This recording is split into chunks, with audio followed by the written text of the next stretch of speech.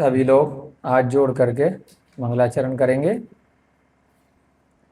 मंगलम भगवान वीरो मंगलम गौतमो गणी मंगलम कुंद कुंदाध्यो जैन धर्मोस्तु मंगलम।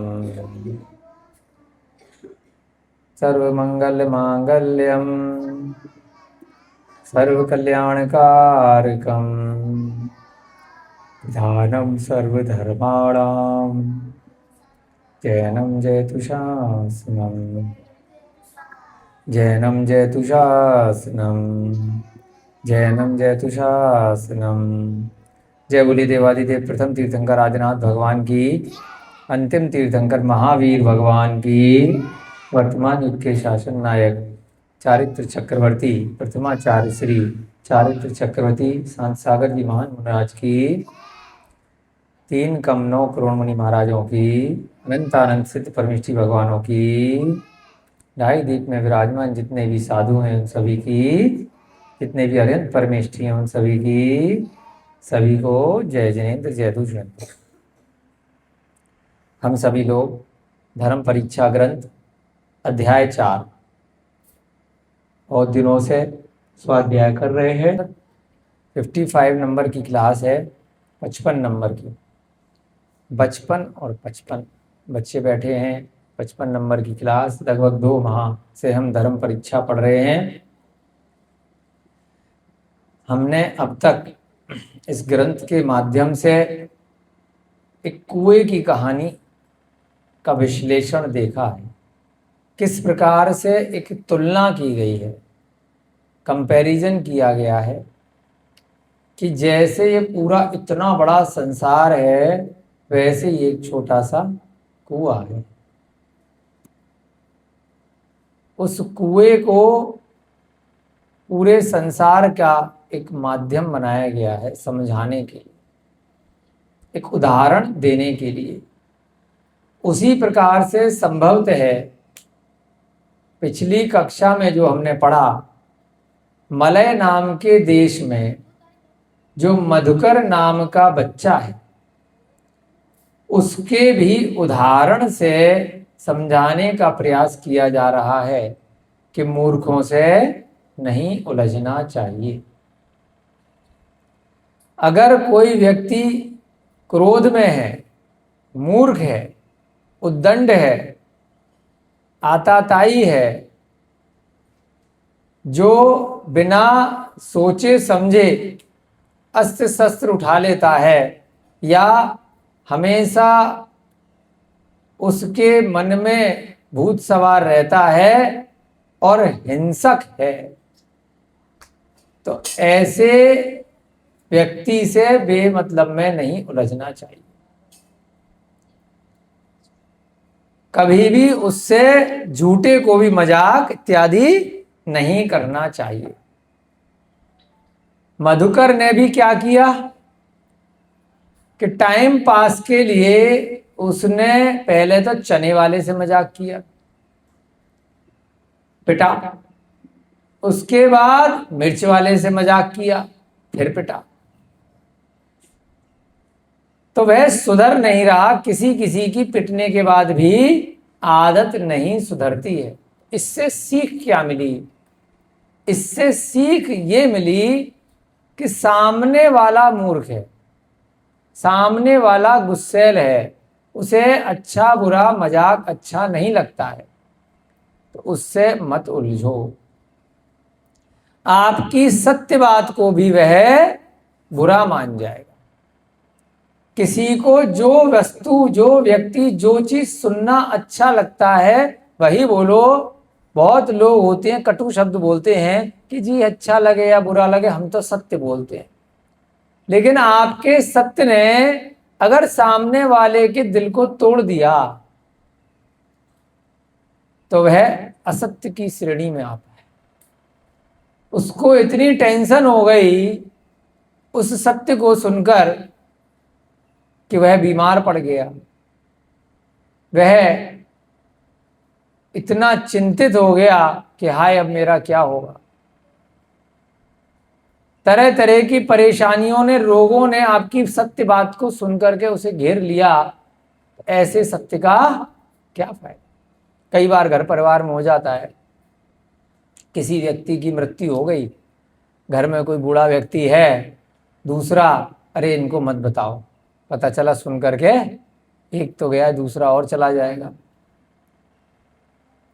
तो सत्य बात होते हुए भी आप उनको नहीं बता रहे हैं, असत्य की श्रेणी में नहीं आएगा, क्योंकि आपने दूसरे जीव की जान की रक्षा करने के लिए कुछ दिनों तक सत्य बात को छुपाया है। तो यहां पर भी इसी प्रकार से आप अपने जीवन में कोई भी उदाहरण ले सकते हैं कि अगर आपने कोई ऐसा असत्य बोला है जिसको सुनकर के सामने वाला खुश हो जाएगा, थोड़ी देर के लिए बच्चा खुश हो जाएगा, है किसी चीज को बच्चे की जरूरत है, कोई खिलौना है, किसी चीज को बोल दिया बेटा ये वो चीज है, असत्य है लेकिन असत्य की श्रेणी में नहीं आता है। ऐसे ही इसका विपरीत है, आपने सत्य बोला परंतु सामने वाले को अच्छा नहीं लगा, उसकी इंसल्ट हो गई।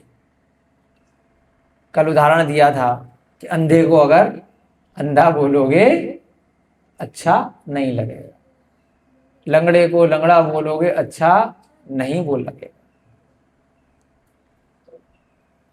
इसी प्रकार से एक इतिहास में उदाहरण आता है कि जो लोग साफ सफाई इत्यादि के छोटे कार्य करते थे उनको लोग मजाक उड़ाते थे, अछूत माना करते थे। इस कारण से समाज में एक भेदभाव आ गया। महात्मा गांधी के समय की बात थी तो उन्होंने, बात तो वही है, आदमी वही है, कार्य वही है, उनको उन्होंने नाम दे दिया हरिजन। हरि माने भगवान, प्रभु, श्री कृष्ण, राम, विष्णु, कोई सभी भगवानों को सामूहिक रूप से हरि कह देते कि भगवान के जन्म यानी भगवान के मनुष्य, भगवान के पुत्र।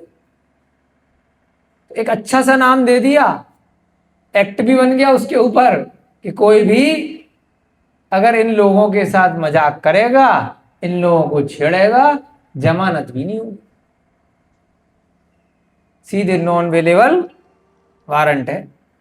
तो कुछ लोगों ने फिर कालांतर में बाद में उसका गलत फायदा उठाया, झूठ बोल करके कंप्लेंट कराने लगे कि भाई हम तो उस कैटेगरी में आते हैं, इन्होंने हमारे साथ दुर्व्यवहार किया है, गलत बोला है। तो बहुत हर चीज का पक्ष का प्रतिपक्ष होता है। किसी कानून अगर अच्छे के लिए आया तो उसका दुरुपयोग भी हो जाता है। महिलाओं के प्रति उनकी रक्षा के लिए कानून आया तो कुछ महिलाओं ने उसका दुरुपयोग भी किया, झूठी कंप्लेंट लिखा देती हैं, है ना, कि भाई मेरे साथ ये दुर्व्यवहार हुआ है, मेरे साथ ये गलत काम हुआ है। तो अब कानून अच्छे के लिए आता है परंतु 10-20% लोग उसका गलत फायदा उठाते हैं। यह सत्य असत्य का भी कानून आया है कि सत्य अगर बोला जाएगा और अगर उस सत्य से सामने वाले को पीड़ा हो गई, जीव हिंसा हो गई, तो ऐसे सत्य का कोई फायदा नहीं है। तो कई लोग इसका कोई गलत फायदा नहीं उठा रहे, हम तो पूरे दिन ही झूठ बोलेंगे, विजय भैया जी कह रहे, आप ही ने तो कहा था अगर मैंने सत्य बोल दिया होता तो आप मुझे 2 लगाते। पूछा भैया ये सामान किसने चुराया, नहीं नहीं मेरे को नहीं मालूम, जबकि जेब में रखा है, खुद ही ने उठाया है। जी आपने तो कहा था भैया कि झूठ बोलना है क्योंकि जो है सत्य बोलूंगा तो पिटूंगा, या भाई ये शराब किसने पी, मैंने नहीं पी, मैं तो बिल्कुल ठीक हूं।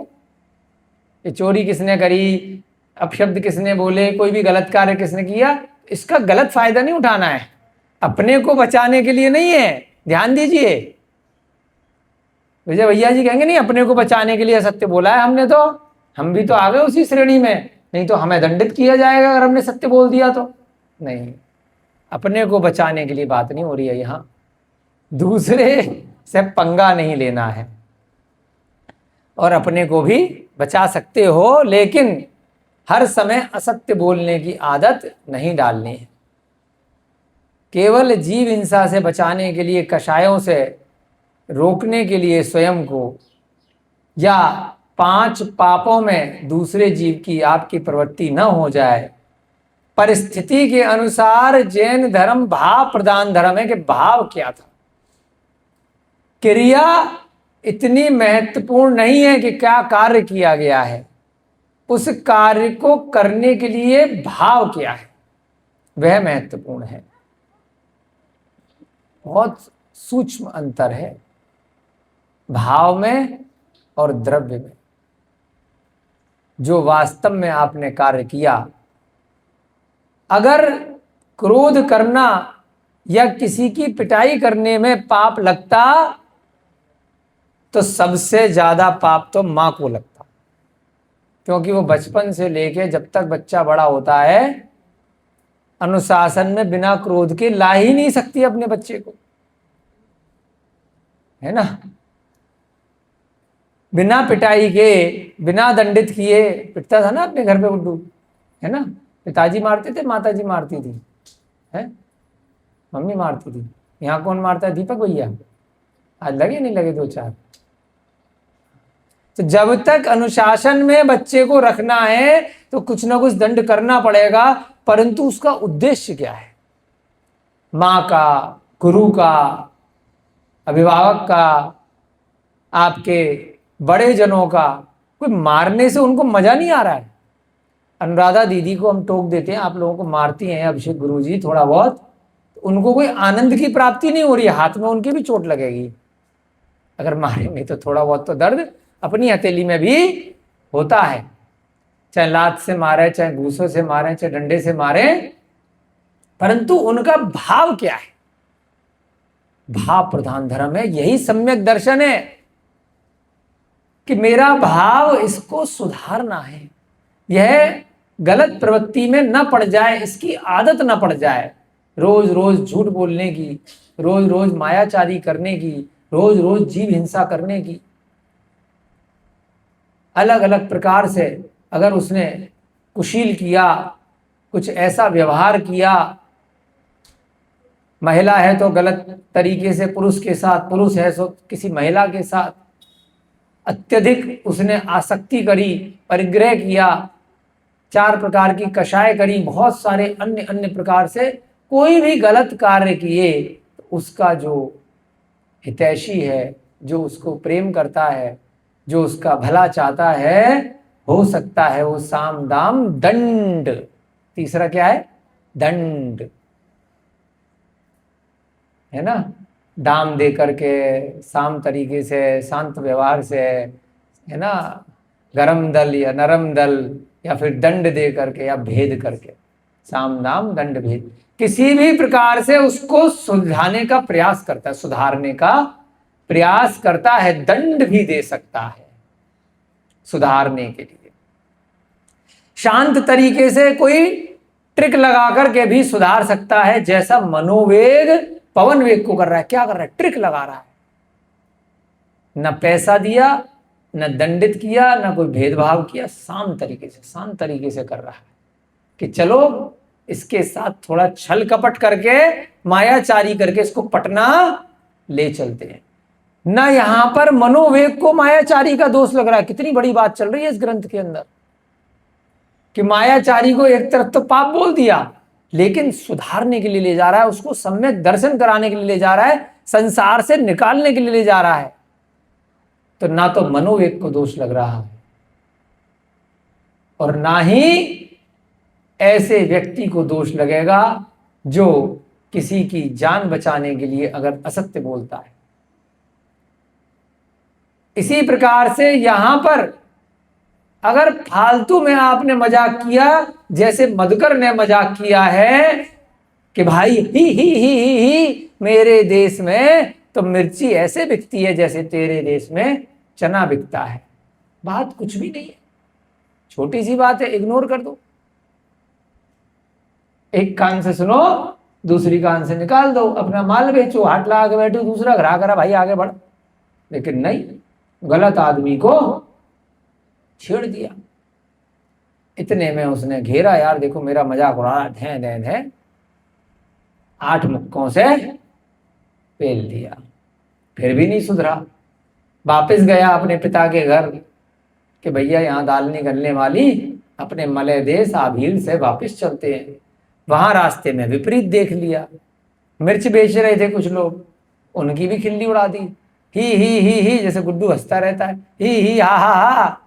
अरे जैसे तुम मिर्ची बेच रहे हो, अभी हम आभीर देश से आए हैं, वहां चने बेचते हैं। बात इतनी सी है, कोई बात नहीं है, लेकिन उन्हें भी बुरी लग गई। उनने भी धै धै धै धै 8 बार उनने भी निपटा दिया। उसके बाद से कहावत बन गई 8 और 8 16 मुष्टि प्रहार, कि जो फालतू में अगर किसी से बकवास करोगे तो 16 मुक्के पड़ेंगे। पुरुष यदि सत्य बात भी कहता है तो मूर्ख जन उसे नहीं मानते। पुरुष से मतलब कोई भी व्यक्ति, महिला भी हो सकती है, पति भी हो सकता है अनुराधा जी के। बड़ा बेकार खाना बनाया यार, तेरे को खाना बनाना नहीं आता है। अभी बताती हूँ, खाना बनाना नहीं आता है, सत्य बात बोली है, लेकिन नई नई बीवी है, बुरी लग गई। उसके बाद तो फिर अगले दिन से खैर नहीं, क्या खिलाएंगे, पत्थर ही खिलाई। कल का हाथ होता खाना बनाना नहीं आता है, खाओ ईंट पत्थर, खाओ कूड़ा कचरा है।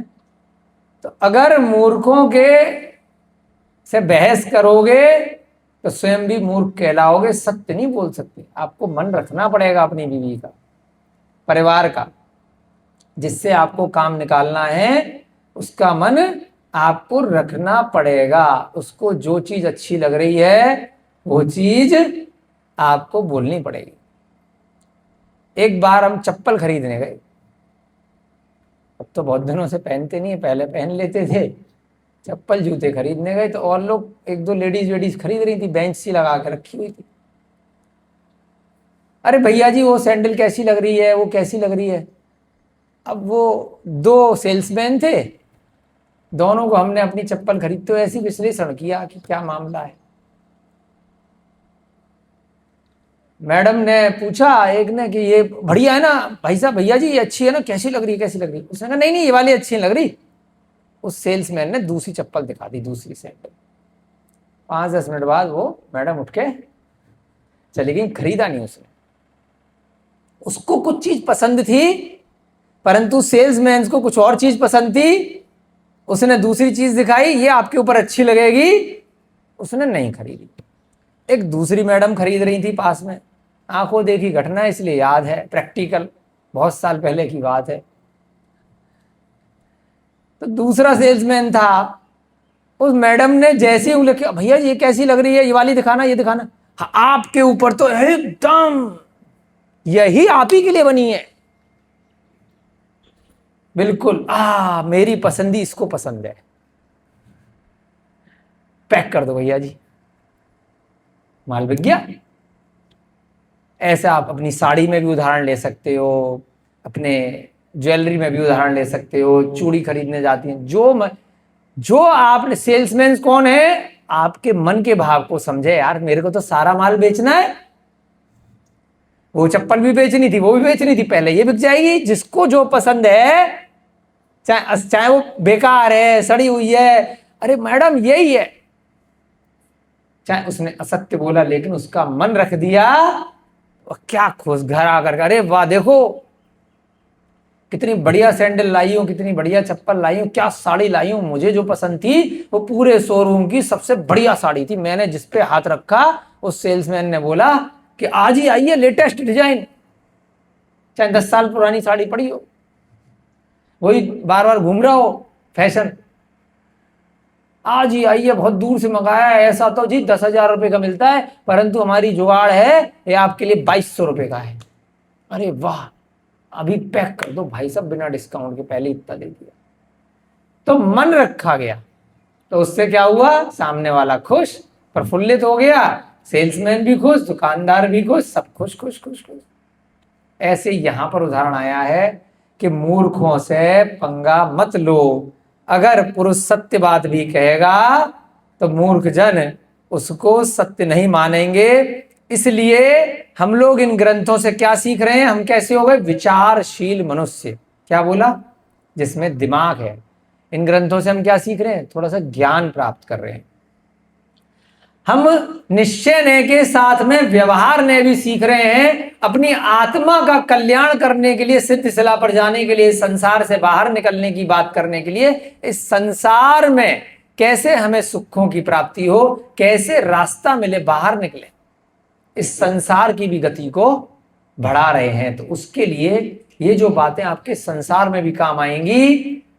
प्रतिदिन का जो व्यवहारिक जगत है, जो व्यापार है, जो समाज है, जो रोजगार है, जहां पर भी हम लोग उठ रहे हैं, बैठ रहे हैं, यह सीख आपके प्रतिदिन के क्रियाकलाप में भी कुछ ना कुछ शिक्षा दे करके जाएगी। तो यहां क्या कहा? विचारशील मनुष्य को अपने हित की इच्छा से मूर्खों के मध्य में सत्य बात भी नहीं बोलनी चाहिए। किसके सामने सत्य बात बोलनी है? जो मूर्ख नहीं है, जो विद्वान है, जिसको बुरा नहीं लगेगा, जो आपको पीटेगा नहीं सत्य सुन करके, जो सही न्याय करेगा। लेकिन मूर्खों के सामने सत्य मत बोलो, जहां आपको मारा जा सकता है, पीटा जा सकता है। विचारशील मनुष्य को अपने हित की इच्छा से मूर्खों के मध्य में सत्य बात नहीं करनी चाहिए। लोक में जो बात अनुभव में आ चुकी है, सुनी गई है, देखी गई है या प्रसिद्ध हो चुकी है, उसी को मनुष्य स्वीकार करता है। इसके विपरीत वह अननुभूत, अश्रुत, अदृष्ट या अप्रसिद्ध बात को स्वीकार नहीं करता। कितनी बड़ी बात बोली, तुरंत हमें पढ़ते पढ़ते याद आ गया कोरोना। दोबारा सुनो लाइन, अब कोरोना से इसको लिंक करना। जो जो लोग उस समय थे, लोक में जो बात अनुभव में आ चुकी है, ठीक है, सुनी गई है, देखी गई है या प्रसिद्ध हो गई है, उसी को सारे मनुष्य स्वीकार करते हैं। प्रसिद्ध कर दिया कि कोरोना है मंजू दीदी को, तो है, भले ही नहीं है, लेकिन सर्टिफिकेट मिल गया, डंडी डाल दी, हाय कोरोना है, तुम्हारे नाक में डाल दी सुई, तुम्हारे अंदर ये पॉजिटिव नेगेटिव आ रहा है ना। तो मान लिया प्रसिद्ध हो गया कि मेरे को कोरोना। अच्छे खासी तो मैं गई थी, खा पी रही थी, आराम से सब काम कर रही हूँ, लेकिन इसने कह दिया कि तुमको कोरोना है, तो है भाई साहब। मुंह फटा के फटा। इंदिरापुरम में जो है एक भाई साहब उतरे बिल्डिंग में से, कौन सी काउंटी थी वो, गौरगिरी एवेन्यू, कौन सी का बिल्डिंग में से उतरे, काउंटर लग रहा था, आए आराम से, मेरा कोरोना चेक करो। लाइन लग रही थी, सरकार ने कैंप लगा दिया कोरोना चेक करने के लिए, जीडीए वाले आके बैठ गए। भाई साहब बढ़िया अपने उतरे, एकदम बढ़िया, जिम में जाने वाले, जॉगिंग करने वाले उतरे, फोकट में चेक हो रहा था, करा लिया चेक। उनने कह दी काउंटर पे जो बैठे थे, तेरे को तो हाय, तेरे को तो कोरोना है। वहीं 1 मिनट के अंदर आदमी खत्म, है ना। खाली झूठ मूठ को बोल दिया कि तेरे को तो कोरोना है, अच्छा खासा आया, खुद ही लाइन में लग करके बैठा, और मुश्किल से 1-2 मिनट में अटैक पड़ा और गया, राम राम, हो गया काम तमाम। दोस्त था, उसको है ना ब्लड कैंसर था, उसको पता चला तो मर गया। ये बता रहा है इसको दोस्त को भी ऐसी हुआ। हमारा भी एक दोस्त था, है ना, अरोड़ा जी, अच्छे खासे बहुत बढ़िया, उनकी शादी में भी गए हम बढ़िया से। 1-1.5 साल पहले ही शादी हुई, छोटा सा बच्चा था, ऐसी चेकअप कराया, कोरोना, 2-3 दिन में काम खत्म। इतने सारे लोग फ्रॉडबाजी में, भ्रष्टाचार के अंदर प्रसिद्ध करने की वजह से अपने आप को कोरोना मान करके मर गए। ना कोई कोरोना नाम की चीज थी, ना है, ना होगी। अब हम क्यों बचे? ना हमने कोई वैक्सीन लगवाई, माइक पे भी बोल रहे, रिकॉर्डिंग पे भी बोल रहे, जहां मर्जी करा लेना टेस्ट। ना हमने कोई वैक्सीन लगवाई, ना अपने परिचितों को लगवाने दी, क्योंकि हमारा सम्यक दर्शन हमें ऐसा लगता है कि पक्का था कि ग्रंथ में ऐसा कुछ आया ही नहीं है, इतने ग्रंथ पढ़े, इतना स्वाध्याय किया है, ऐसी कोई चीज हमारे ग्रंथ में नहीं आई है किसी भी प्रकार से। किसी भी आचार्य ने, किसी अरहंत ने ऐसी कोई वस्तु नहीं बताई है कि जो ज्ञान मुनि महाराजों को नहीं है, जो ज्ञान सम्यक दृष्टि, सम्यक ज्ञान, सम्यक चारित्र का पालन करने वाले को नहीं है, वो ज्ञान अमेरिका और लंदन में बैठे हुए शराबियों को है।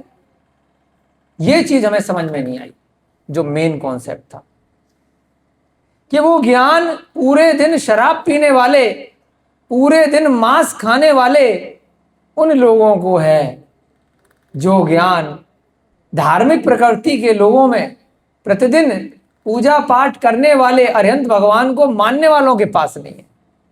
ऐसा कौन सा ज्ञान उन अभक्ष खाने वालों के साथ, उन दुष्चरित्र का पालन करने वाले वैज्ञानिकों के पास कहां से आया कि उन्होंने भविष्यवाणी कर दी 1 साल बाद की, 2 साल बाद की, 5 साल बाद की। 2019 में कोरोना आ रहा है, 2011 में भविष्यवाणी करके बैठे हैं। 2011 में पेटेंट करा करके बैठे हैं 8-9 साल पहले कि कोरोना नाम का एक आएगा और ऐसे ऐसे इतने लाख लोग मरेंगे। 3 साल पहले उसकी वैक्सीन की दवाइयां बन चुकी हैं। 2 साल पहले हर दवाई के सेंटर पे पूरे विश्व में वो दवाइयां पहुंच चुकी हैं, उसकी मशीनें पहुंच चुकी हैं, उसका इंपोर्ट एक्सपोर्ट हो रखा है। ऐसा कौन सा ज्ञान था कि 8-9 साल पहले हो गया? तो ये चीज हमारे समझ में नहीं आई। ऐसा कौन सा सम्यक दर्शन, सम्यक ज्ञान है जो अरिहंत भगवान पंचम काल में आ गए बिना समोसरण के? अवधि ज्ञानी मुनि महाराज को जो ज्ञान नहीं है, वो ज्ञान उन लोगों को कैसे हो गया अमेरिका में बैठ करके, जो सुबह से लेके शाम तक मांस खाते हैं, शराब पीते हैं और दुर्व्यवहार करते हैं। इसलिए कोरोना हमारे समझ में नहीं आया किसी भी प्रकार से।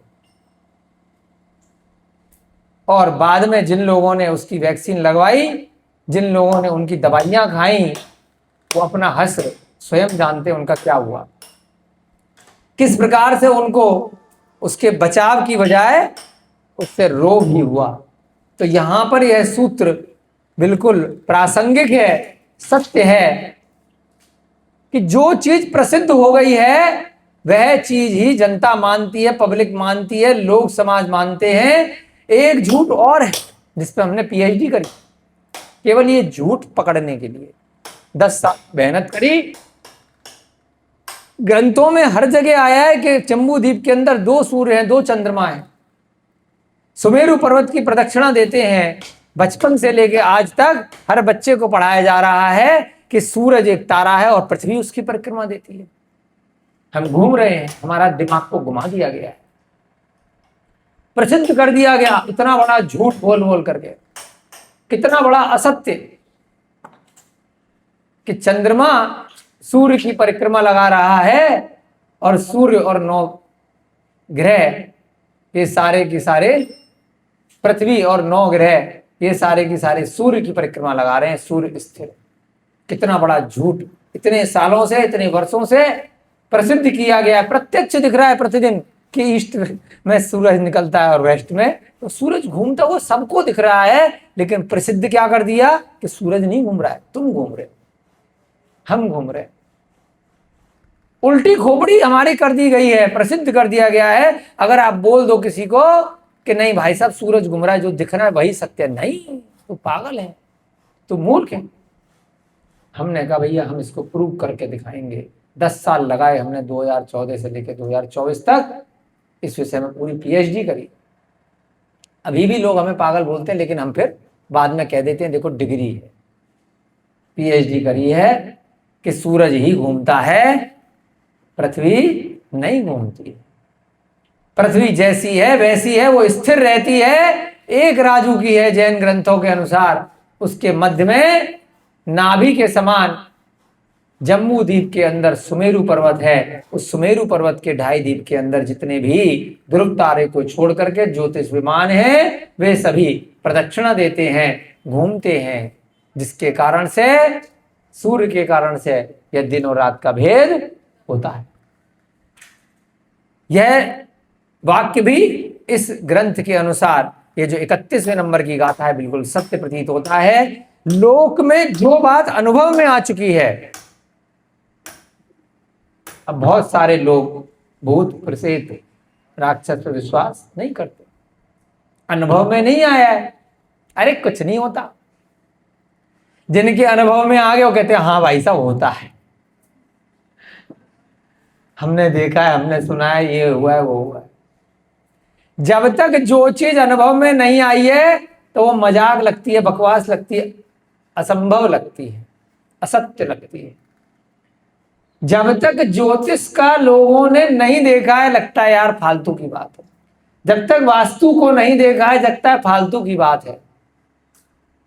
बहुत सारी प्रतिदिन की चीजें, हमने कल मिर्च का उदाहरण दिया, जब तक मिर्च को खा करके नहीं देखोगे लगेगा मजाक कर रहा है। मिर्च से कोई जलेगा थोड़ी, आग से ही तो जलेगा, ये तो रखी हुई चीज है, इससे कैसे कोई जल सकता है। खा के देख ले, अनुभव में आ जाएगा। उसके बाद चाहे बच्चा है चाहे बड़ा है तो मान जाएगा कि हाँ यह चीज जलाती है, पर दूसरे तरीके से जलाती है। जो चीज अनुभव में आ जाती है उसके बाद ही व्यक्ति उसको सत्य मानता है। जब तक अनुभव में नहीं आई है, जब तक प्रसिद्ध नहीं हुई है, तो वह असत्य को भी सत्य मानने लगता है। इसके विपरीत वह अननुभूत, अश्रुत, अदृष्ट या अप्रसिद्ध बात को स्वीकार नहीं करता है। बहुत कम लोग मानते हैं कि पृथ्वी स्थिर है, अप्रसिद्ध है, लेकिन जो मानते हैं, जिन्होंने पढ़ लिया, समझ लिया, जो सम्यक दर्शन को जान गए, जो जैन ग्रंथों पर श्रद्धान कर गए, उसको समझ लिया, तलोय प्रणति त्रिलोकसार जैसे महान ग्रंथों का स्वाध्याय कर लिया, या जैन दर्शन, जैन ग्रंथों पर पूरी तरह से विश्वास कर लिया, अरहंत की वाणी पर बिना किसी दोषारोपण के, बिना किसी प्रकार के उस पर शंका के, उस पर पूरी तरह से निशंकित होकर के विश्वास कर लिया। अरहंत भगवान ने जो कहा है, पूर्वाचार्यों ने जो कहा है, ग्रंथों में जो आया है वह सत्य है। परीक्षा करके देख लो, परीक्षण करके देख लो, उसके बाद खरा सो मेरा। अगर ये 24 कैरेट की बात निकली तो सत्य है, अगर एक भी कैरेट कम हुआ तो असत्य है। कौन सी बड़ी बात है। यहां पर भी यही आया है, अननुभूत यानी कि जिसका अनुभव नहीं हुआ है, अश्रुत जो सुनी गई बात नहीं है, अदृष्ट जो देखी हुई बात नहीं है, या अप्रसिद्ध बात को स्वीकार नहीं करते। इसलिए चतुर पुरुष को ऐसी बात नहीं कहनी चाहिए। जब कोरोना का समय आया तो हमें भी पता था कि अगर हम, जो प्रसिद्ध बात है कि कोरोना है, वैक्सीन लगवानी है। अगर हम प्रसिद्ध बात के विरुद्ध अगर कुछ करेंगे, सोशल मीडिया पे डालेंगे, अखबार में डालेंगे, या ज्यादा लोगों को बोलेंगे, तो हमें ही उठा करके पुलिस ले जाएगी, हमें ही ठोक देगी, हमारा ही बैंड बजा दिया जाएगा। ठीक है ना। तो इसलिए हमने अपने करीबी जनों को केवल बोला कि कोरोना नाम की कोई चीज नहीं है। हमने ज्यादा लोगों को उसको नहीं बोला। जिसको जानते थे, जिसको पहचानते थे, जो अपने कार्यालय में, ऑफिस में, संस्था में कार्य करने वाले लोग थे, उनको वैक्सीन लगने से, साम दाम दंड भेद से बचा लिया। चाहे पैसे दे करके सेटिंग करके वैक्सीन लगवा ली, चाहे बिना पैसे के, जान पहचान से, या कोई जुगाड़ पानी से, किसी भी तरीके से हमने इस प्रकार से कार्य किए, परंतु हमने माना नहीं और ना ही ज्यादा पब्लिक में बोला। हमारे राधे भैया से पूछिएगा, बेचारे कम से कम 1 महीने बेड पे पड़े रहे। एक रिक्शे वाले को बेचारे पुलिस वाले पीट रहे थे कोरोना में, इनने फितूर है बिल्कुल। इसी क्या नाम है इस लड़के का, मधुकर की तरह से है ना इरादे भैया। 8 बजे के बाद वो मार्केट में घूम रहा था। गवर्नमेंट का अनाउंसमेंट था कि 8 बजे के बाद कोई नहीं घूमेगा, तो पुलिस वाले ने उसको ठोक दिया। राधे भैया को बढ़िया से नया नया मोबाइल लाए। आज तो लॉटरी लग गई, मोबाइल में बढ़िया सी रिकॉर्डिंग आएगी, सोशल मीडिया पे डालेंगे कि पुलिस वाला पीट रहा है। बढ़िया से रिकॉर्डिंग करी। उसके बाद 1 महीने पड़े रहे। इतना मारा, इतना मारा, पुलिस वालों ने थाने में ले जा करके अगले दिन छोड़ा तो 8-10 तो हड्डियां तोड़ी राधे भैया की, मोबाइल का चकनाचूर कर दिया। 1 महीने पड़े रहे घर में। बिल्कुल मधुकर का उदाहरण कि तुम उस व्यक्ति को छेड़ रहे हो जिसके पास बंदूक है, जिसके पास पावर है। उस रिक्शे वाले को तो छोड़ दिया, तू हमारी वीडियो बनाएगा, तू फेसबुक पे, सोशल व्हाट्सएप पे डालेगा। अरे बताते थे, आ जा बेटा। ना तो मोबाइल मिला वापस और ना शरीर की हड्डियां मिली। इतना मारा, इतना मारा, पूछ ना कभी कितने दिन पड़े रहे थे। मधुकर की तरह थे, गलत जगह गलत काम। सही काम कर रहे थे वो, कोई गलत कार्य से वो पीट रहा था, वो अच्छे कार्य के लिए, सत्य सुनने के लिए कि सत्य बताऊंगा, देखो गरीब आदमी को पीट रहे हैं। अकेले हो, वो 4 हैं, उनके पास गाड़ी भी है तुम्हें भरने के लिए, पैक करके ले जाने के लिए।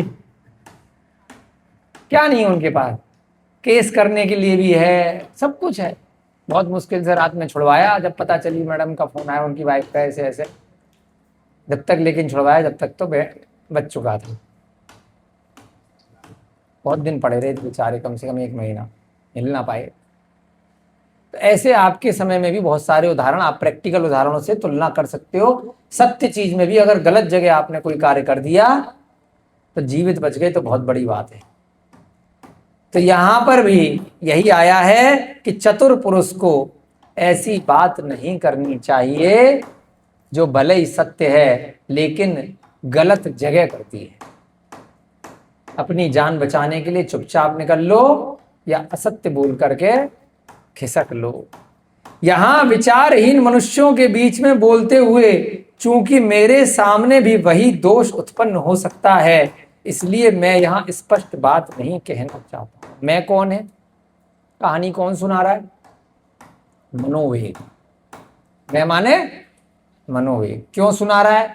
कि देखो भाई साहब, रामायण महाभारत की बात चल रही है कि रामायण महाभारत में हमारे जैसा एक आदमी था जो बहुत सारे महंगे महंगे आभूषण पहन करके और बहुत महंगे महंगे वस्त्र पहन करके लकड़ी और घास बेचने आता था। तो ब्राह्मण विद्वान ने कहा भाई साहब मेरे को तो ऐसा कोई पात्र याद नहीं आ रहा, कौन है रामायण महाभारत में। तो मनोवेग उसको कहानी सुना रहा है मधुकर की कि आप लोगों के मध्य हम 2 अकेले यहां बैठे हैं और अगर हमने कोई सत्य बात बोल दी और तुम लोगों को बुरी लग गई तो 16 मुक्के से हमारा काम तमाम कर दोगे। हम बोलेंगे तो सत्य, लेकिन आप उसको असत्य समझकर कि हम आपका मजाक उड़ा रहे हैं इसलिए हमें पेलम पेल कर दोगे। इसलिए पहले कोई ऐसा आदमी बिठाओ जो विद्वान हो, सत्य को सत्य माने, नहीं तो हम फालतू की बात नहीं करेंगे, हम असत्य को ही सत्य मान करके बोल देंगे, सत्य को असत्य नहीं बोल सकते क्योंकि आप लोगों के अंदर इतना दिमाग नहीं है। तो इसलिए मैं माने मनोवेग। यहां विचारहीन मनुष्यों के बीच में बोलते हुए, विचारहीन मनुष्य यानी कि जितने तुम यहां पे बैठे हुए पटना नगरी में घेर करके इस कॉन्फ्रेंस रूम में, कल आया था ना वादशाला का, जो हमने आज की भाषा में अंग्रेजी में जो समझ में आया, वाद विवादशाला यानी कि ग्रुप डिस्कशन होता है, उसको क्या बोलते हैं? वाद विवाद। जीडी बोलते हैं ना, आप लोग बड़े हो जाओगे तो इंटरव्यू राउंड होगा, जीडी राउंड होगा। वाद विवादशाला यानी कि कॉन्फ्रेंस रूम, मीटिंग रूम। इस मीटिंग रूम में आप सब आकर के घेर करके हमें बैठ गए हो, अगर हमारी बात कोई आपको बुरी लग गई तो धै धै धै करके, उनको तो 16 ही मारे थे, पता चला आप हर एक व्यक्ति ने 16 मार दिए और 100-200 लोग यहां पर हो तो हम भी निपट जाएंगे, ऊपर ही या नीचे पता नहीं कहां जाएंगे, कुछ नहीं पता। इसलिए वह मनोवेग उस ब्राह्मण विद्वान को बोलता है कि विचारहीन मनुष्यों के बीच में बोलते हुए मेरे सामने भी वही दोष उत्पन्न हो सकता है, इसलिए मैं यहां स्पष्ट बात नहीं कहना चाहता हूं। मैं साफ साफ आपको सही बात नहीं बताऊंगा कि मैं कौन हूं। मैं इतने महंगे महंगे वस्त्र और इतने महंगे आभूषण पहन करके लकड़ी और घास बेचने क्यों आया हूं? क्योंकि मैंने अगर सत्य बात बता दी और रामायण महाभारत की अपनी कहानी सुना दी, अपने जैसे किसी कैरेक्टर की, किसी हीरो की, किसी पात्र की, तो क्या होने वाला है? आप लोग मिलकर के मुझे पीट दोगे। पूर्वापर का विचार करने वाला जो कोई मनुष्य दूसरे के कहे हुए वचन पर विचार करता है, उसके आगे ही चतुर पुरुष बोलता है, अन्य अविचारक के आगे वह नहीं बोलता। मनोवेग और आगे अपनी बात रख रहा है। पूर्व अपर का विचार करने वाला जो कोई मनुष्य दूसरे के कहे हुए वचन पर विचार करता है, उसके आगे ही चतुर पुरुष बोलता है, अन्य के आगे नहीं बोलता। यानी कि मैं उसी से सत्य बात करूंगा जो पूर्व अपर का विचार करेगा। आगे पूर्व माने पहला, अपर माने बाद में, आगे पीछे का जो विचार करेगा, कि जो मेरी बात को समझेगा। पूर्वापर माने, पूर्व माने पहला, अपर माने बाद में, कि ये बात इसने क्यों कही है। विद्वान मनुष्य, चतुर मनुष्य उसी के सामने कोई सत्य बात बोलेगा जिसको इतना ज्ञान है कि इसने ये बात क्यों बोली है, क्या कारण है। आगे और पीछे का जो ध्यान रखता है। जो गुस्से वाला आदमी होता है बाद में जेल जाएगा, उसका ध्यान नहीं रखता। हमारे आस मोहम्मद जी भैया जी काम कर रहे हैं, इनके मित्र हैं नदीम भैया। अभी 1 घंटे पहले उनका फोन आया कि भैया हमारे को जेल हो गई। हमने कहा क्या हो गया? जमानत के लिए घूम रहे हैं, नहीं तो पुलिस उठा के ले जाएगी। क्या हुआ? क्रिकेट खेल रहे थे गांव में, क्रिकेट खेलते में लड़ाई हो गई, FIR हो गई, पुलिस उठा के ले गई। तो पूर्व अपर का ध्यान नहीं रखा कि लड़ाई होने के बाद में जिसने 100 नंबर पे फोन किया, 5 उधर के उठे, सारे क्रिकेट खेलने वाले सबको उठा करके ले गए, है ना।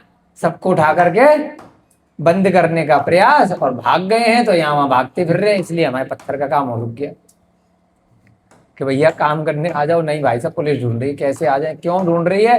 क्रिकेट खेलते में लड़ाई हो गई। क्यों? यहां पर उदाहरण आया, इसको पढ़ते तो बच जाते। पूर्व अपर का ध्यान नहीं रखा। लड़ाई लड़ने में, हाथापाई करने में, मार पिटाई करने में, क्रोध में जो गलत काम कर दिया, किसी ने गोली चला दी, किसी ने तलवार चला दी, किसी ने चाकू चला दिया, कोई छत से खुद कूद गया, कोई पंखे पे लटक गया, किसी ने जहर खा लिया, कोई नदी में कूद गया, कोई कुएं में कूद गया, किसी ने दूसरे को धक्का मार दिया। अब वो एक हीरोइन का उदाहरण है ना, पहाड़ से फेंक दिया अपने मंगेतर को। मैं तो देखता नहीं, वीडियो लोग बता रहे। पूर्व अपर का ध्यान नहीं रखा। अब अल्टीमेटली तो जेल जाना है या फिर केस लड़ती रहेगी, बेल भी हो जाएगी, तो चलता रहेगा कहानी, है ना, ले दे करके कुछ भी सेटिंग हो करके। लेकिन पूर्व यानी कि पहले का, अपर माने बाद का। जल्दबाजी में जो क्रिया करता है उसके बाद का विश्लेषण नहीं करता है, वो स्वयं का और अपने परिवार का सबका नुकसान करता है। तो इसलिए बचपन में सिखाते थे, कभी क्रोध आए तो बेटा 100 तक गिनती गिन लेना। गिनती का तात्पर्य क्या है? गिनती नहीं गिननी है, चिंतन करना है कि मैं इसने क्रोध किया है, मैं बदले में तुरंत इसको चांटा मारूंगा, पत्थर मारूंगा, ईंट उठा के मार दूंगा, थप्पड़ मार दूंगा, तो क्या होगा? मेरा ही नुकसान होगा, है ना। तो 100 तक गिनती का मतलब है 5 मिनट रुक जाना। अगर क्रोध आए, अगर अपने को समाप्त करने का विचार आए, अगर चोरी करने का भाव आए, हिंसा करने का भाव आए, किसी दूसरे को मारने का भाव आए, तो 5 मिनट रुक जाना। लेकिन जीव रुकता नहीं है, कोई रुकता नहीं है। खाली कहानियों में, गाथाओं में प्रेरणा देने के लिए ही व्हाट्सएप के जो प्रतिदिन के विचार आते हैं, आज का सुविचार अभिषेक जी भेजते हैं ना, बस वो सुविचार ही है। सुविचार देने वाले भी जब कोई विपरीत परिस्थिति आती है तो अपने ऊपर संयम नियंत्रण नहीं कर पाते। ऐसे ही यह एक विचार है कि 5 मिनट रुक जाना अगर क्रोध आए, है ना, लेकिन कोई रोक नहीं पाता, क्योंकि इतना सूक्ष्म समय होता है। जैसे कि आपको करंट लगा, है ना, अभिषेक जी को करंट लगा था ना, है ना, कितनी देर लगती करंट लगने के बाद आप अपना बचाव करते हो? कोई कहता है? लेकिन एक हमारा स्नायु तंत्र होता है, एक शरीर की इंद्रियां होती हैं, खतरा देखते ही एक छठी इंद्रिय होती है, वो रिएक्शन करती है। सोचने का टाइम नहीं होता है। छोटा सा 6 महीने का भी बच्चा होगा, अगर आग लगेगी, अगर उसने उंगली दबा दी तो वह हटा ले, तो जलने के लिए रख नहीं देगा। इतना ही टाइम होता है इंद्रियों में, जो पाप करने में, जो कषाय में होता है, क्रोध में। बहुत नियंत्रण चाहिए, बहुत सम्यक दर्शन चाहिए, बहुत बड़ा अभ्यास चाहिए, वर्षों का, सालों का, कई कई भवों का। एक भव में नहीं हो पाता है कि सामने वाले ने गाली दी, अपशब्द बोला, बिल्कुल उस बिजली के करंट की तरह होता है कि आप कितना भी ज्ञान ले लो, कितना भी ज्ञान दे दो, लेकिन अपने ऊपर इतना पक्का सम्यक दर्शन नहीं हुआ है, इस कारण से क्रिया की प्रतिक्रिया तुरंत हो जाती है। उसने 1 दी है, मैंने 10 देनी है। अरे ग्रंथ व्रंथ तो गए भाड़ में, ये केवल ज्ञान देने के लिए हैं, अमल में लाने के लिए नहीं है। इसीलिए वह जीव संसार से बाहर नहीं निकल पा रहा है। ज्ञान बहुत है, लेने के लिए भी, देने के लिए भी। इसलिए जैन दर्शन कहता है ज्ञान की कोई आवश्यकता नहीं, 0%। जितने भी मिथ्या दृष्टि हैं, उनका ज्ञान, यहां कितने लोग बैठे, 15-20, टीवी के प्रवचन में देख लो, एक टीवी पे कोई बाबा बैठे हैं, सब कुछ खा रहे, सब कुछ पी रहे, ना 10,000, 1 लाख, 10 लाख की भीड़ हो। आज मोदी जी आ जाए, आज नेताजी आ जाए, आज 10-20 लाख आदमी इकट्ठा हो जाएगा, 1,000, 2,000, 5,000 गाड़ियां लग जाएंगी। आज एक बड़े बाबा आ जाए, प्रसिद्ध बाबा आ जाए, टीवी के, मोबाइल के, 10-20-50,000 आदमी तो ऐसे हो जाएंगे। क्यों? क्योंकि सम्यक ज्ञान नहीं है, सम्यक दर्शन नहीं है, सम्यक चारित्र नहीं है, लेकिन साधारण व्यवहारिक ज्ञान बहुत है, अच्छा ज्ञान है, सुनियोजित तरीके से बहुत सुंदर वक्ता है, एकदम आत्मा रोने लग जाए व्यक्ति की, सुनने वाले की और बोलने वाले की। जबरदस्त म्यूजिक है कि वाह क्या बोलते हैं, वाह क्या करुणा है, आहा आहा। लोग सुनने जाते, अमल में करने कोई नहीं जाता है, न बोलने वाला न सुनने वाला। अमल में जिस दिन कर लेगा तो संसार से निकल लेगा, उसको किसी की चिंता नहीं होगी। वस्त्र वस्त्र छोड़ करके, पीछे कमंडल लेकर के, घरबार छोड़ करके निकल लेगा, उसको किसी से कोई मतलब नहीं होगा। अब वो उस मार्ग पे चल देगा। मुझे मार्ग मिल गया है, जैसे एयरपोर्ट पे फ्लाइट में बोलते हैं, दूसरों की जान बचाने से पहले अपनी लाइफ जैकेट पहले बांध लें। अगर कोई विपत्ति आई है, कूदना पड़ जाए, तो पहले अपनी लाइफ जैकेट बांधे, उसके बाद दूसरों को बांधे। अपनी जान बचाओगे नहीं, दूसरे को बचाने के लिए प्रवचन दे रहे हो, तो खुद मर जाओगे तो क्या फायदा। पहले खुद को बचाओ और अपना मार्ग पकड़ो, और आपके मार्ग पे पगडंडी बनाते हुए जाओ, तो दूसरे भी अपने आप उस मार्ग पे आ जाएंगे। अरिहंतों ने भी यही प्रेरणा दी है कि पहले स्वयं का कल्याण करो, उसके बाद जगत का कल्याण करो। शास्त्रों में इतने उदाहरण हैं, कोई भी तीर्थंकर जब तक केवल ज्ञान नहीं हो जाता, मुंह नहीं खोलता। 12-12 साल तक भगवान महावीर दीक्षा के बाद मौन रहे, मुंह नहीं खोला। क्या उनके ज्ञान में कोई कमी थी हमसे? हमारे में कौन सा ज्ञान है? मूर्खी तो बना रहे, हम भी मूर्ख हैं, आपको बना रहे, लपेट रहे हैं बैठ करके। भगवान महावीर साक्षात तीर्थंकर लेकिन दीक्षा के बाद मौन। जब तक गौतम गणधर नहीं आए, जब तक केवल ज्ञान की प्राप्ति नहीं हो गई, मुंह नहीं खोला। कारण ज्ञान कम था। बताइए, कितना ज्ञान तीर्थंकर, लेकिन बोलते नहीं। अधूरे ज्ञान में बोलने का कोई फायदा नहीं। जब तक संपूर्ण ज्ञान नहीं हो जाएगा, जब तक केवल ज्ञान नहीं हो जाएगा, मुख नहीं खोलेंगे। और उसके बाद भी मुख नहीं खोलेंगे, सीधे आत्मा से आवाज निकलेगी, वो भी ओमकार ध्वनि निकलेगी, ओम।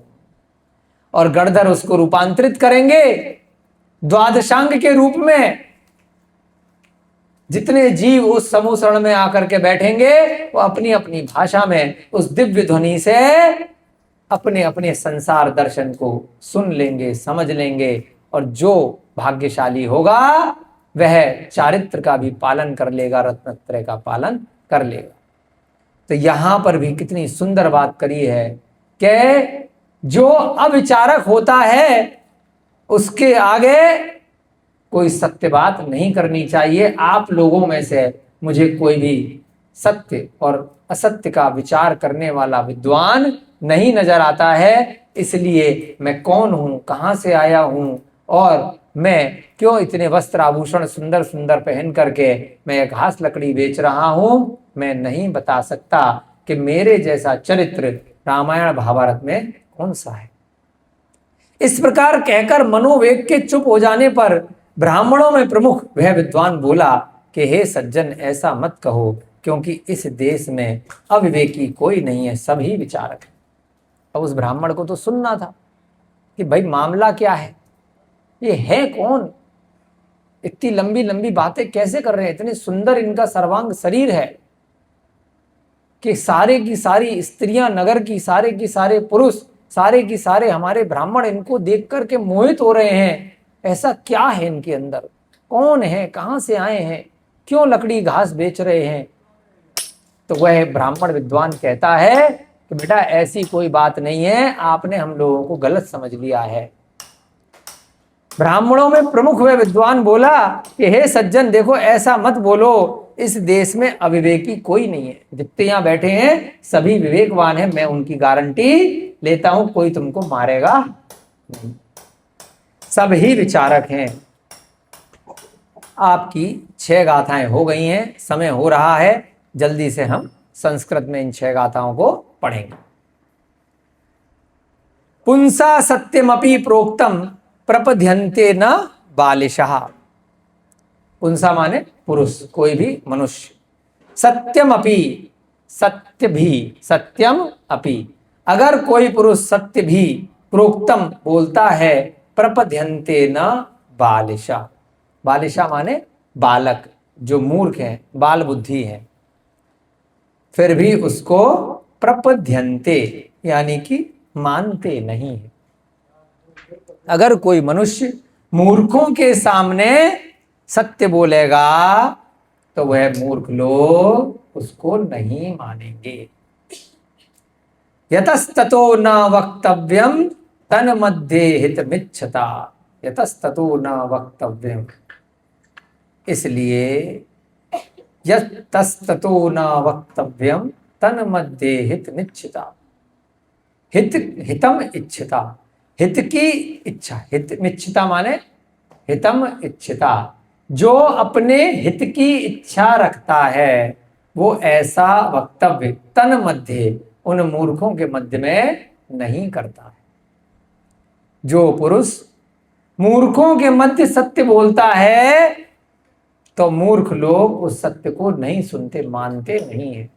इसलिए यतस्ततो न वक्तव्यम तन मध्य हितम इच्छता, जो अपनी जान बचाना चाहता है वो मूर्खों के सामने चुप रहता है या कोई बात नहीं करता, उनके सामने सत्य बोलने की जरूरत नहीं है।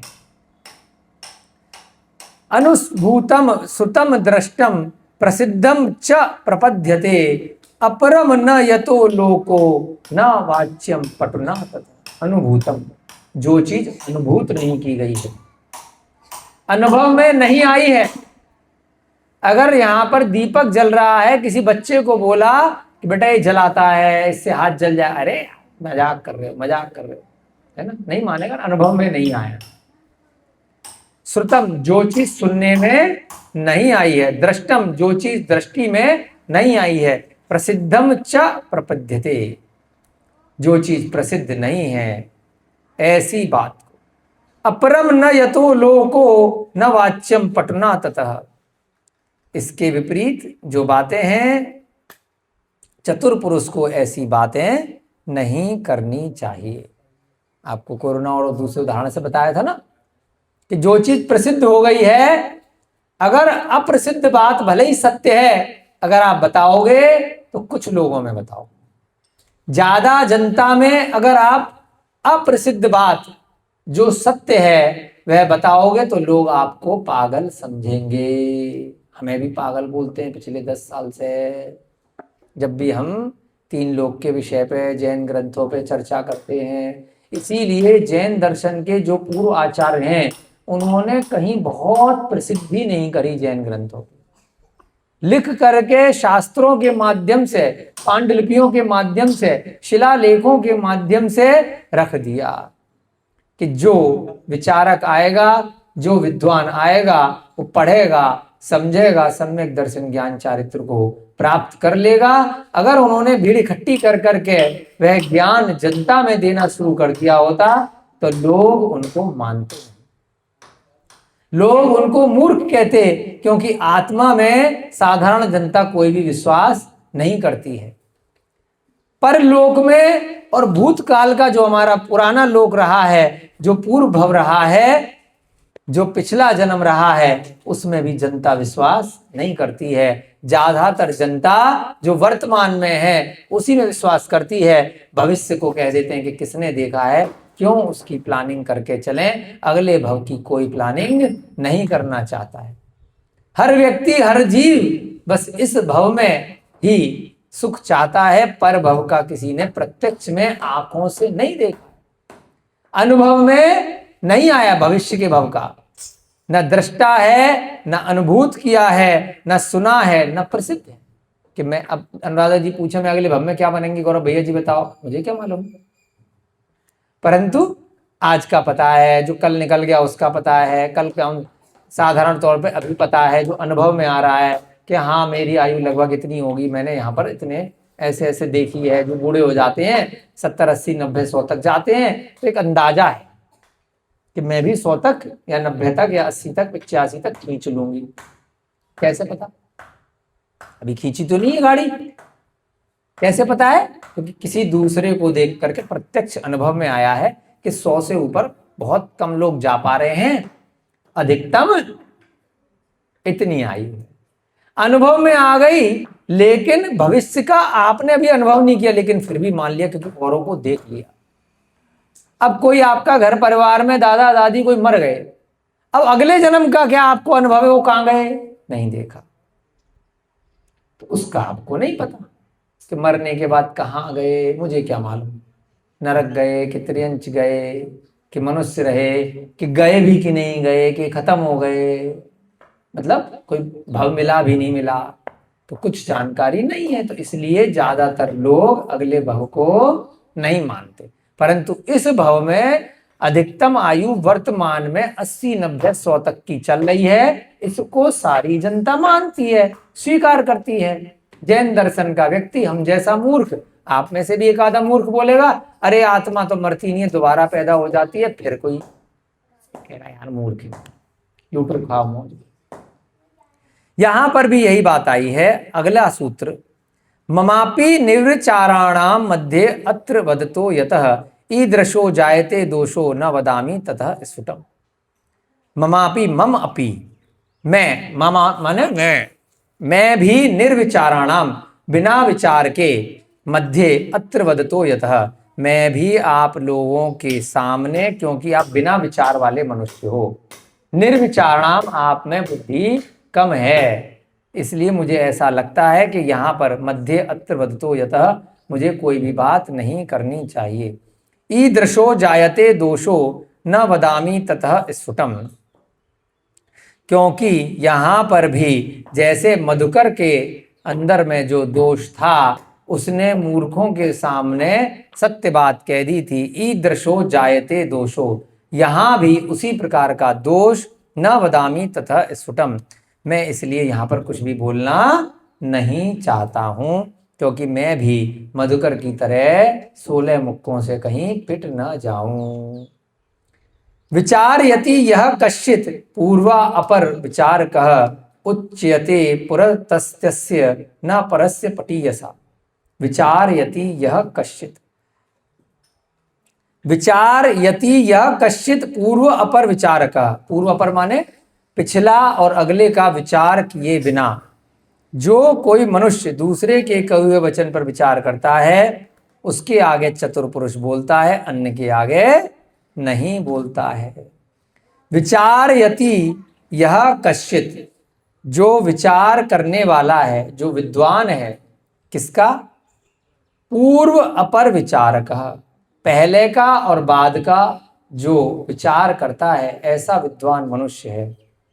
उच्यते पुरतस्तस्य, उसके सामने ही कोई बात सत्य बोली जाती है, पुरतस्तस्य, उसके आगे ही, न परस्य पटीयसा, अन्य के आगे नहीं बोलना चाहिए।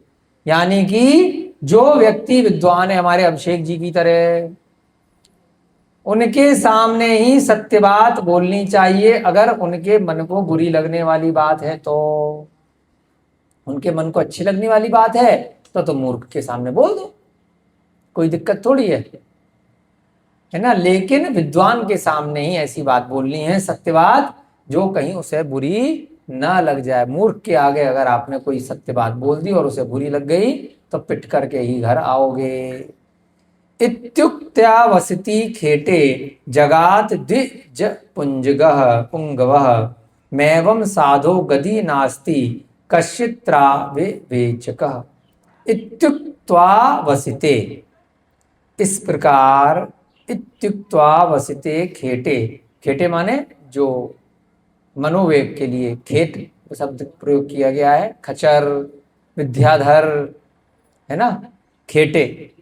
इत्युक्त्वा वसिते खेटे जगात द्विज पुंगवः, जब वह खेट यानी कि वह विद्याधर चुप हो गया। द्विज पुंगवः, द्विज माने ब्राह्मण, पुंगव माने विद्वान जो ब्राह्मण था, वृद्ध ब्राह्मण, ब्राह्मणों में प्रमुख। मैवं साधो गदी नास्ति, मैवं साधो गदी नास्ति कश्चित्तरा विवेचकः, आप ऐसा मत बोलो, हमारे देश में कोई भी अविवेकी नहीं है। गदी नास्ति यानी कि मूर्ख नहीं है, अविवेकी नहीं है। हमारे देश में यहाँ जितने हॉल में बैठे हैं सब विद्वान हैं, सब बच्चे भी बड़े होशियार हैं। देखो कितने आराम से बैठे हैं, अभी उधम मचाना बंद कर दिया है ना, क्लास में सोते हैं। दादा दीदी ने कंट्रोल कर लिया है। कश्चित्तरा विवेचकः, इसलिए सारे की सारे विवेचकः यानी कि विवेकवान है, विचारक है, विद्वान है, आप इनके सामने सत्य बात बोल सकते हैं। घबराओ मत, कोई 16 मुक्कों से मारेगा नहीं। इस प्रकार से आज आपकी 6 गाथाएं पूरी हो गई।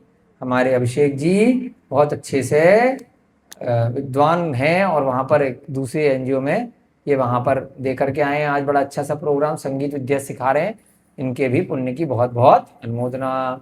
सभी को जय जनेन्द्र, जय दू, जड़ंदू, अनंत अनंत परमेष्ठी भगवानों की जय।